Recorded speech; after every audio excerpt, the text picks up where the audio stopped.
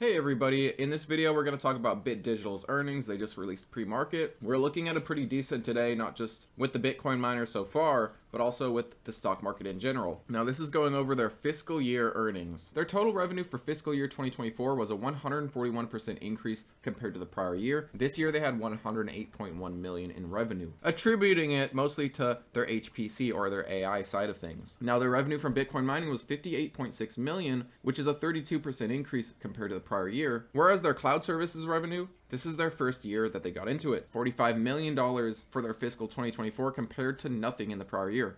And co-location revenue, due to their acquisition of Innovum data center, was 1.4 million for this period. ETH staking was 1.8 million, which is a 169% increase from the previous year. Now you can see that their mining, their digital asset side of things, has been decreasing in size compared to their AI. Their mining made up for 54% of their total revenue compared to 98% in the previous year. They have a pretty even mix of revenue from AI and revenue from Bitcoin mining. Most other Bitcoin miners, their AI side is considerably smaller. They're still sitting on around $100 million, $98.9 million. And in terms of total liquidity, meaning cash equivalents, and their Bitcoin holdings, etc., they're holding $260 million worth of liquidity. Their total assets were $538 million, less than their current market cap, by the way. Their adjusted earnings before interest, tax, depreciation, amortization was $73 million for the fiscal year 2024, compared to $12 million in the prior year. This also includes a $55 million in pre-tax gains on digital assets.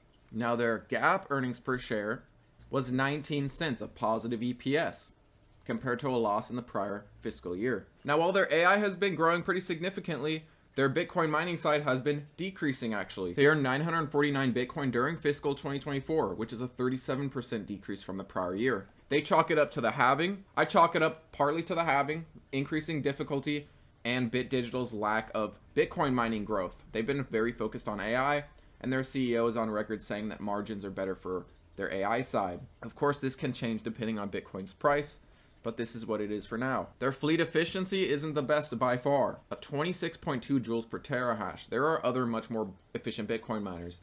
Iron, CleanSpark are well under the 20s now. So we aren't into BitDigital for their efficiency, that's for sure. BitDigital earned 565 Ethereum in staking and 1.3 ETH in liquid staking, compared to 287 in native staking and 81 in liquid staking for 2023. They're continuing to stack and stake that Ethereum. Now their holdings of Bitcoin and ETH were 741.9 and 27,000 ETH. And as of last year, December 31, 2024, they had 24,239 miners owned and operating with a hash rate of 2.6, very small hash rate compared to the big boys. Also consider this is a considerably smaller market cap than the likes of Mara, CleanSpark, Iron, for example. Their active hash rate, however, was 1.8 exahash as of the end of 2024. 85% of their electricity consumption is from carbon-free sources, and it also goes over different master service agreements, different deals with other companies, talks about the acquisition of Innovum. I will leave this down below for you guys. Now we have recent news that isn't reflected in their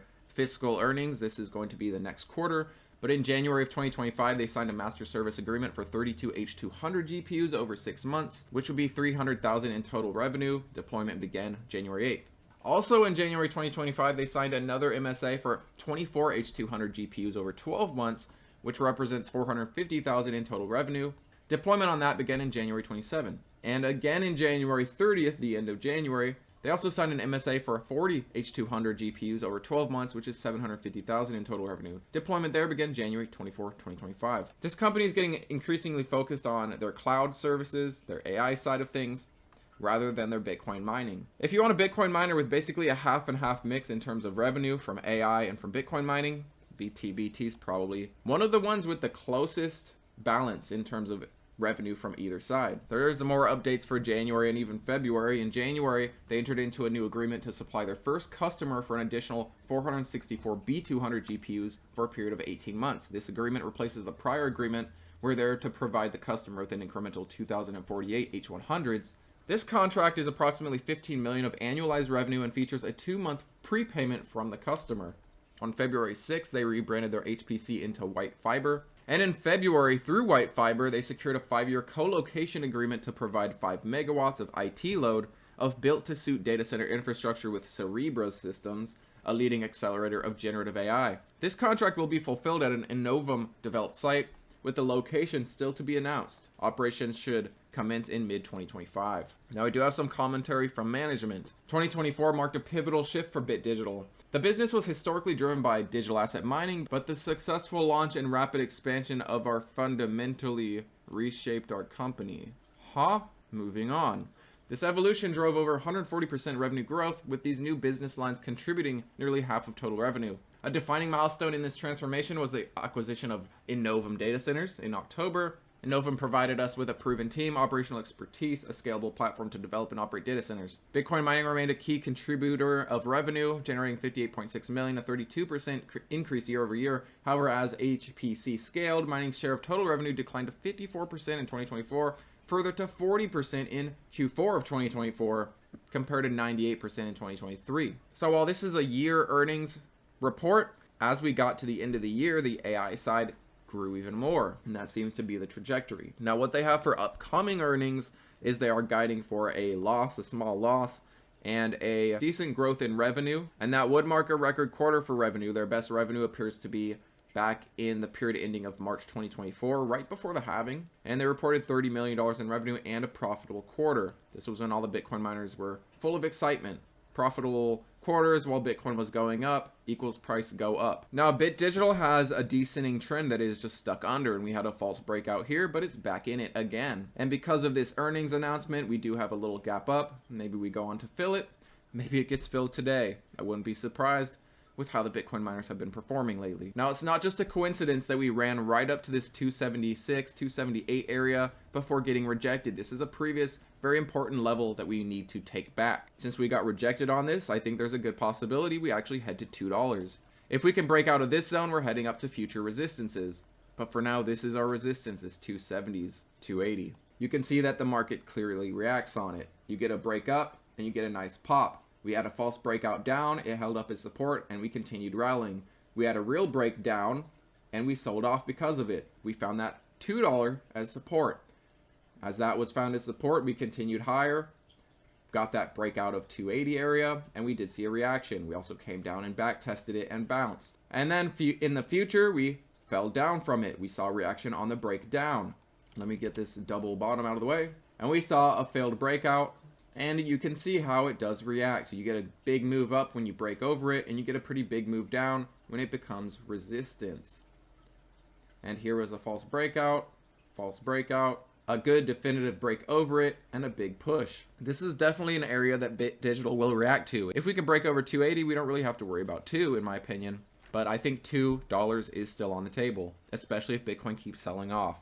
The Bitcoin miners aren't going to be running with Bitcoin not in agreement. Now, as for Bitcoin, I'm keeping an eye on this falling wedge. Just because it's breaking out right now doesn't mean this is actually a real breakout. This could just be a false breakout like we saw here, which then turned into a red candle. It was initially green before selling off. Another false breakout here, turned into a red candle, and we sold off. This could always turn out to be just a big wick, and we fall back down and test our low support on this falling wedge.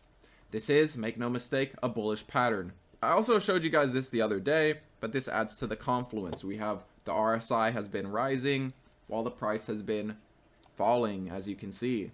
This is a bullish RSI divergence, and if we can get a good breakout of this falling wedge, combine it with this bullish RSI divergence, combine it with the fact that we filled our CME gap, and combine it with decreasing volume as we've been selling off, I think we have a good sign for a reversal soon. Now, we also have a Bitcoin-related bond ETF coming to the market, and with no surprise, it is going to be mostly comprised of MSTR bonds, but there's also some Bitcoin miner bonds in there. Wait, where is it? I know I saw it. It mentions here that there are other holdings in this convertible note ETF of Bitcoin miners like Mara and Riot. And this is the BMax site. This is the bond ETF thing, and it's mostly MicroStrategy, as you can see, but they do hold some Bitcoin mining bonds. Now, I'll end it with this pretty bullish article. We have news that Wall Street wirehouses are set to fuel massive surge. Why? Well, major wirehouses like UBS, Morgan Stanley, Merrill Lynch, these large institutions have not yet broadly recommended Bitcoin ETFs, but James Seifert believes that when they do, it could spark a momentous